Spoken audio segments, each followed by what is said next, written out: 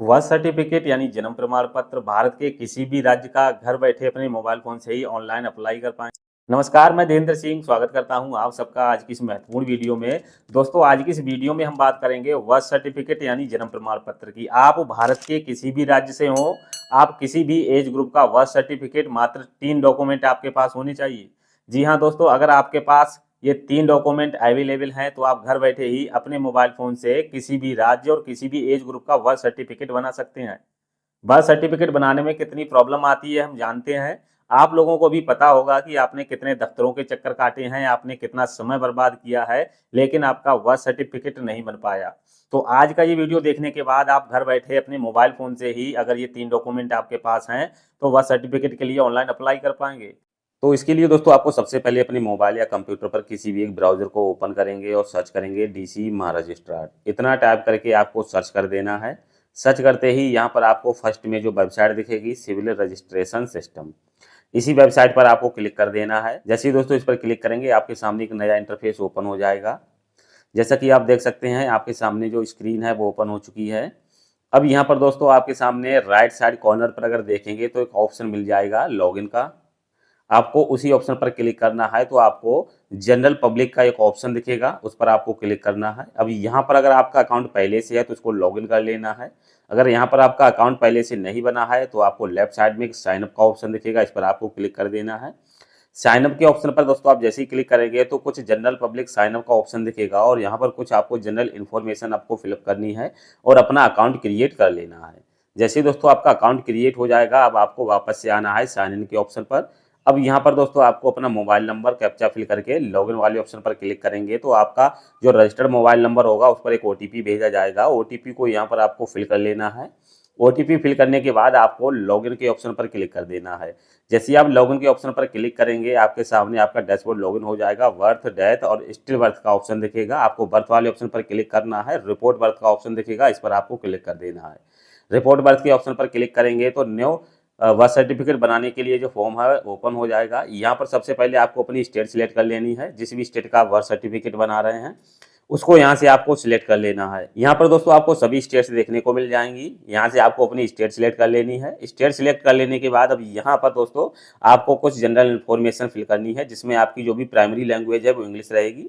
Second language यानी द्वितीय भाषा जो है वो आप अपनी स्टेट के अकॉर्डिंग यहाँ से सिलेक्ट कर सकते हैं। इसके बाद रिपोर्टिंग का जो समय है वो आज की डेट ही रहेगी। इसके बाद बच्चे की सूचना में बच्चे की जो डेट ऑफ बर्थ है, जन्म तिथि है, वो यहाँ से आपको फिल करनी है, कंफर्म कर लेनी है। इसके बाद यहाँ पर जन्म का समय पता है तो आपको सिलेक्ट करना है। बच्चे का जो भी जेंडर है सिलेक्ट करेंगे। इसके बाद यहाँ पर आपको ऑप्शन मिल जाएगा यूआईडी का, बच्चे के पास नहीं है उसे छोड़ देना है। अब यहाँ पर अगर बच्चे का नाम नहीं रखा गया है तो आपको इस पर टिक करना है। अगर बच्चे का नाम है तो आपको first name, middle name, last name के अकॉर्डिंग ही यहाँ पर फिल करना है। हिंदी में ऑटोमेटिक कन्वर्ट हो जाता है। कन्फर्म कर लेंगे। इसके बाद फादर की सूचना में फादर का नाम, लास्ट नेम, इस तरह से आपको फिल कर लेना है। मोबाइल नंबर, ईमेल आईडी, आधार नंबर एंटर कर देना है।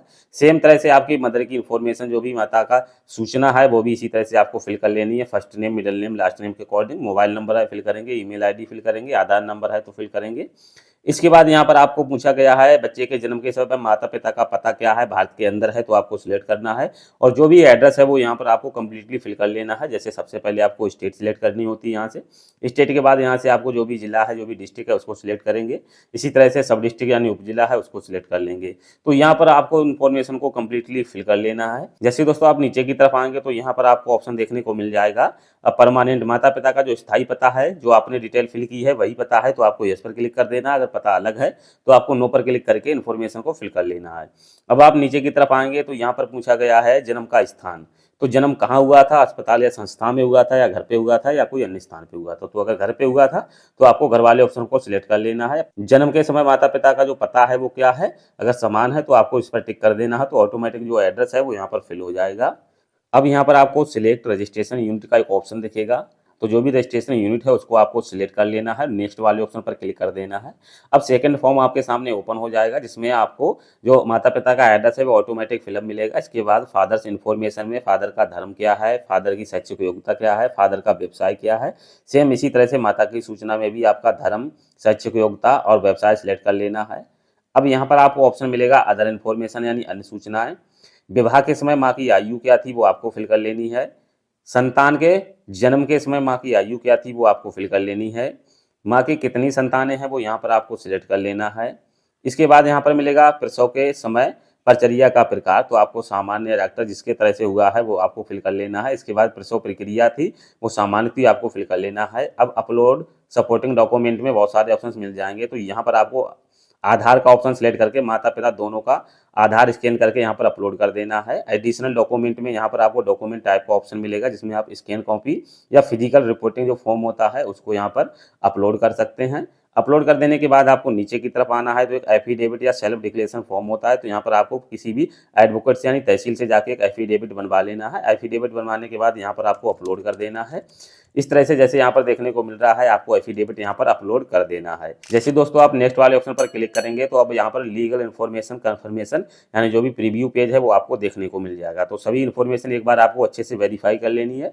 सभी जानकारी अगर सही है तो आपको नेक्स्ट पर क्लिक करना है, अगर कोई मिस्टेक हो गई है तो बैक जाकर आपको उसको सही कर लेना है।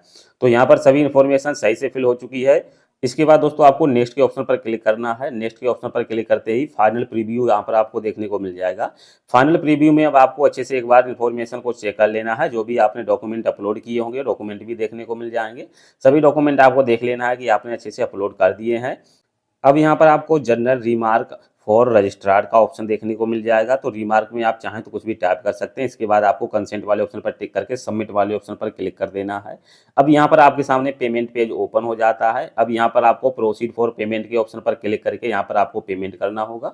कुछ स्टेट में अभी भी पेमेंट की प्रॉब्लम आ रही है, उनको थोड़ा वेट करना है, या जो इनका हेल्पलाइन नंबर है वेबसाइट का उस पर आपको कॉन्टैक्ट करके सूचना देनी है, तो आपका जो पेमेंट है होने लगेगा। लेकिन कुछ स्टेट का पेमेंट हो रहा है तो उनका पेमेंट आपका हो जाएगा और आपका जो भी फाइनल रजिस्ट्रेशन है वो हो जाता है। तो यहाँ पर अब आपको पेमेंट करने के लिए बहुत सारे ऑप्शंस मिल चुके हैं।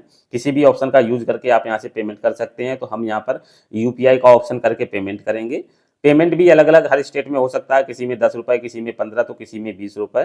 तो इसी तरह से यहाँ पर हमने यूपीआई आईडी को डालकर यहाँ पर कन्फर्मेशन कर लेते हैं पेमेंट का। कन्फर्मेशन करते ही यहाँ पर हमारा जो पेमेंट है वो सक्सेसफुली सबमिट हो जाएगा। जैसा कि यहाँ पर आप देख सकते हैं, आपका कुछ सेकंड्स का वेट करना है। यहाँ पर पेमेंट कन्फर्मेशन पेज अभी ओपन होने वाला है। तो हमारा जो भी पेमेंट है हमने यहाँ से कर दिया है, तो हमारा जो पेमेंट है वो कन्फर्म हो चुका है। चेक पेमेंट स्टेटस के ऑप्शन पर क्लिक करेंगे। अब यहाँ पर जो भी स्लिप है वो जनरेट हो जाएगी। पेमेंट सक्सेसफुली का ऑप्शन देखने को मिल चुका है। यहाँ से जो भी स्लिप है इसको हम डाउनलोड कर लेंगे और होम पेज पर वापस आ जाएंगे। होम पेज पर आने के बाद यहाँ पर आपको शोइंग वर्थ इवेंट के ऑप्शन नीचे देखने को मिल जाएंगे। बहुत सारे ऑप्शंस देखने को मिल जाते हैं यहाँ पर आपको पहले में एक ऑप्शन मिलेगा सेल्फ रजिस्टर्ड एप्लीकेशन, यहाँ पर आपको क्लिक कर देना है। जैसे ही आप इस पर क्लिक करेंगे आपने जितने भी बर्थ सर्टिफिकेट के लिए आवेदन किए होंगे वो सब देखने को मिल जाएंगे। एक्शन वाले ऑप्शन के नीचे ही आपको डाउनलोड का ऑप्शन मिल जाता है, तो वहाँ से आप डाउनलोड कर सकते हैं। आपको ऑनलाइन अप्लाई करने के बाद 8 से 10 दिन या 15 दिन का इंतजार करना है। एक्शन के नीचे ही आपको डाउनलोड का ऑप्शन देखने को मिल जाएगा।